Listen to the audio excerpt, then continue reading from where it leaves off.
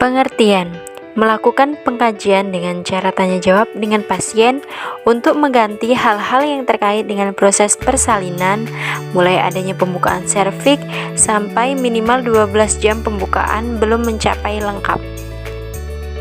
Indikasi dilakukan pada persalinan kala 1 pembukaan belum lengkap. Tujuan: yang pertama, untuk mengetahui masalah-masalah yang berhubungan dengan proses persalinan lama.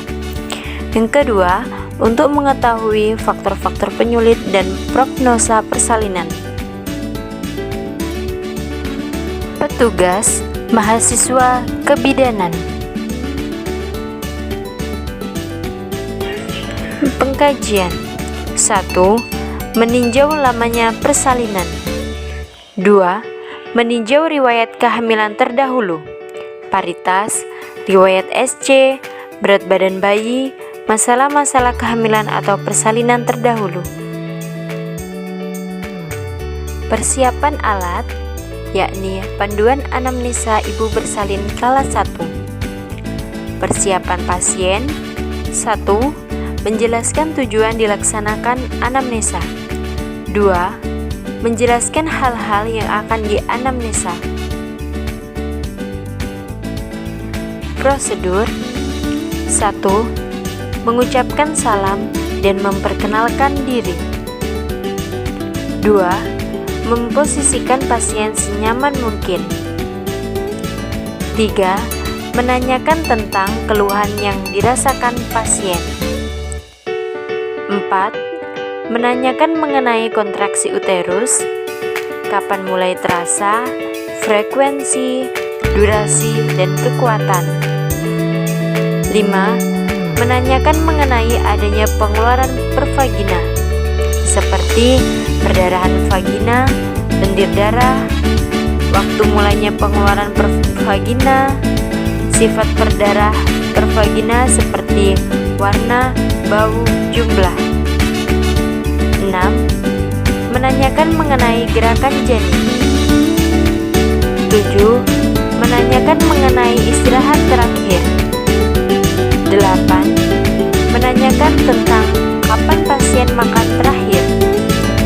9. Menanyakan tentang buang air besar atau kecil terakhir. 10. Mencatat hasil anamnesa ke dalam lembar partograf. 11. Menyampaikan ucapan terima kasih kepada pasien. Pengertian: melakukan pengkajian dengan cara periksa raba pada perut ibu untuk mengetahui posisi janin. Indikasi dilakukan pada ibu hamil atau bersalin.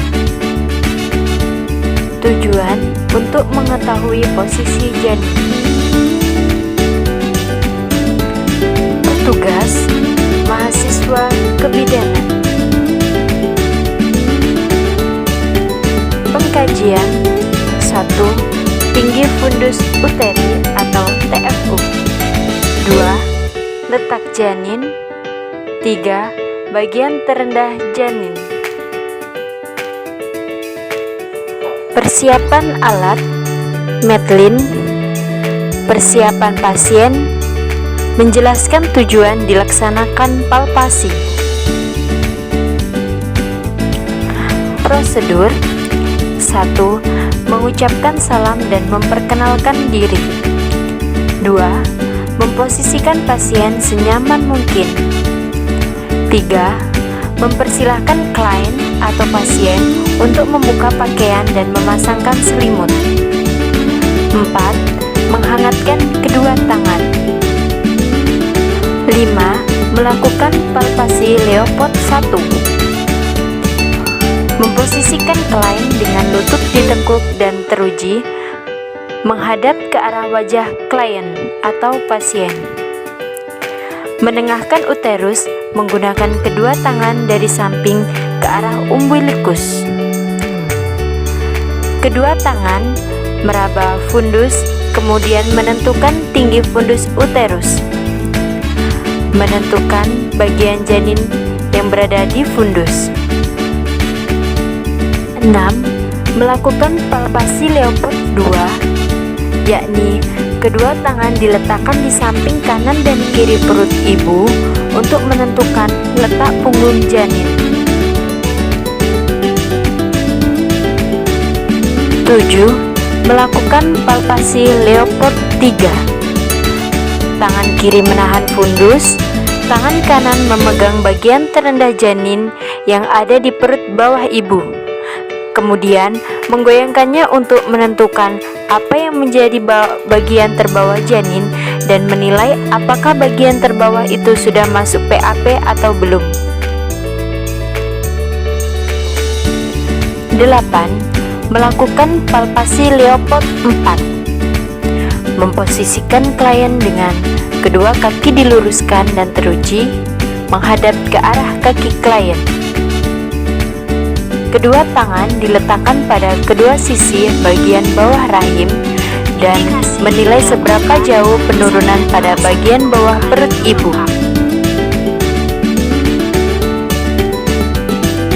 Melakukan pengkajian dengan cara periksa dengar pada perut ibu untuk mengetahui denyut jantung janin.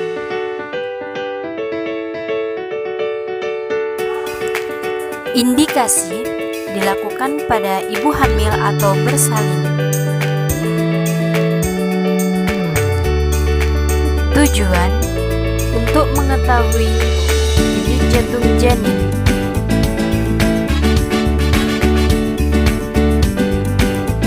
Petugas mahasiswa kebidanan. Persiapan alat: 1. Stetoskop lainnya atau menoskop. 2. Timer atau jam. 3. Tempat tidur pasien dan selimut. Persiapan pasien: menjelaskan tujuan dilaksanakan palpasi.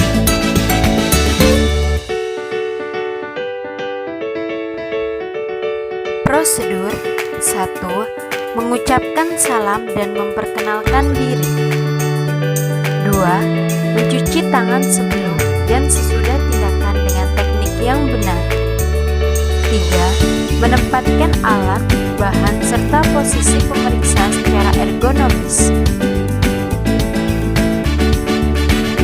4. Menjaga privasi pasien. 5. Mempersilahkan ibu untuk kencing dahulu. 6. Mengatur posisi ibu berbaring di tempat tidur dengan bantal agak ditinggikan dan bantal sampai ke bahu atas ibu. 7. Mengatur selimut. 8. Mempersilahkan dan membantu ibu untuk membebaskan baju pada daerah perut. 9. Mengatur kaki ibu lurus. 10. Menentukan punktum maksimum, yaitu lokasi pada area punggung janin bagian atas. 11. Meletakkan stetoskop lineage di punktum maksimum. 12. Menempelkan stetoskop lineage pada telinga dan posisi pemeriksa menghadap ke arah muka ibu. 13. Memegang denyut nadi ibu pada pergelangan tangan dengan tangan yang lain. 14. Membedakan antara bunyi DJJ dengan nadi ibu. Apabila beda, berarti stetoskop tepat pada DJJ. 15. Menghitung DJJ menggunakan jam selama 1 menit penuh. 16. Memberitahu ibu hasil pemeriksaan. 17. Mendokumentasikan hasil pemeriksaan. 18. Merapikan ibu. 19. Membereskan